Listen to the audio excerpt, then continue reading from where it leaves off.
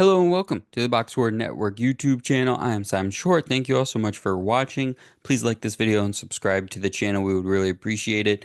This is our final NFL draft grades video that is up on the feed. Make sure you check out the rest of them if you haven't already, as well as the rest of our draft content. We really appreciate it. It was a fun NFL draft season. Let's get into this video. It's our draft grades for the NFC West, starting with the Arizona Cardinals. The biggest need for the Cardinals, I gave the Cardinals an A. The biggest need for them in this draft was putting the finishing touches on their defensive front and finding a starting outside corner. They did both of those things in this draft. With their first two picks of Walter Nolan and Will Johnson, they got two of my top 18 players. Nolan joins the defense tackle room with veterans Calais Campbell and Dalvin Tomlinson. Nolan's explosiveness and toughness will bring real juice to that group. Johnson was a faller throughout the draft process, first for concerns over his top speed, but more notably his long-term health in regards to his knee that popped up late in the draft process that caused him to go into the second round. But when healthy, Johnson is the second best corner in this class. He's big, he's strong, he can make plays on the ball, good instincts, reads the field well. He's a perfect fit for this Jonathan Gannon defense. Jordan Burch out of Oregon is also a versatile defensive lineman that I really like. He true body type of a 4-3 end, but he can play a lot of styles and move around pretty well. He can rush from the inside, he can stand up on the outside. I really like his versatility and his athleticism. This draft was a home run for the Cardinals early on by getting players who were both high on big boards as well as at positions of need. So I really like what they did in this one. Up next is the Seattle Seahawks. They said it couldn't be done, and it's me, I'm they. But really, John Schneider has said himself he doesn't feel the need to value interior offensive linemen.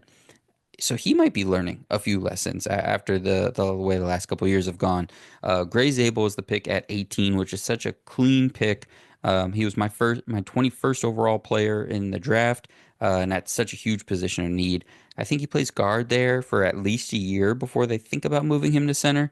But that certainly could happen down the line. But I think he'll be a good guard here to start off his career. They trade up in the second round for Nicky Manwari, who in a good defense with pieces around him. I do think he's a nice finishing piece for a defense. Elijah Arroyo is a fun and physical tight end who I really, really like. Good hands. He wants to hit people as a blocker. He's really athletic. He moves well. And then late on day two, really interesting pick in Jalen Milroe, the uber athletic, maybe highest upside quarterback in this class because of that athleticism. It's a perfect fit for Seattle too, because with the way Sam Darnold's contract works, it's basically year to year.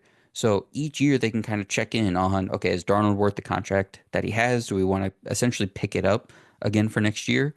How do we compare that to how Jalen Milroe is developing kind of in the background? So those two guys almost on a sliding scale of which one brings us the most value and when is going to be really interesting to kind of track over the next couple seasons. But Torrey Horton, the wide receiver, is the pick that really sealed it for me. He's got a lot of good traits. He'll probably be a big Z receiver for them, a guy that can win on crossers or catch short, run long, yards after catch. Really just a knack and a feel for working his way open. Not an advanced route runner right now, but his releases are really good. He wins off the line of scrimmage, and the way he moves after the catch, his yak ability, makes me think he can develop as a route runner. He has the body control, he has the footwork. I just think it's something he hasn't really been asked to do yet. So I think he can develop into more, but I think he can be pretty impactful right away in a wide receiver room that has names and has bodies, but maybe needs a little bit more juice to it. So that's Seahawks. I gave him an A. I thought they did really well. San Francisco 49ers. It drops pretty quickly for me. I gave them a D. They made a lot of picks. They had clear intentions. They had a clear identity of what they wanted to do. They want to get big on the line. They want to stop the run. They want to add to this defense. And I really like the pick of Michael Williams at the beginning of the draft. I really like his run defense. I like his potential. I like his fit here a lot.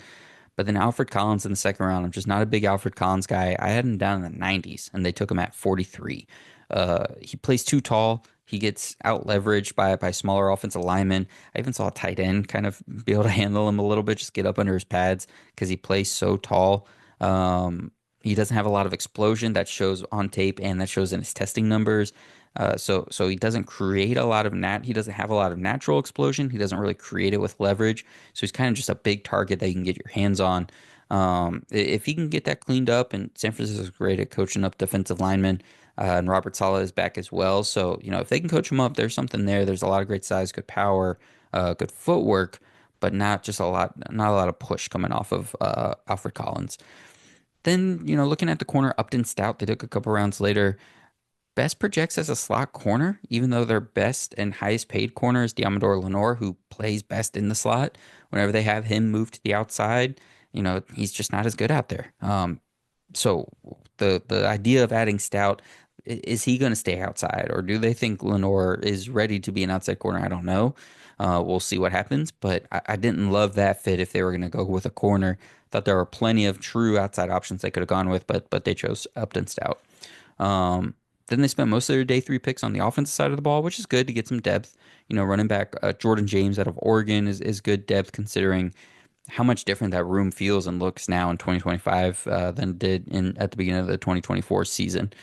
So to me, the intentions were good. I just didn't like the execution in terms of who the 49ers took, especially early on in this draft. And then finally, the Los Angeles Rams. I didn't mind the trade out of the first round when it happened. I thought they were a really good candidate to do that if someone was going to give up a future first round pick.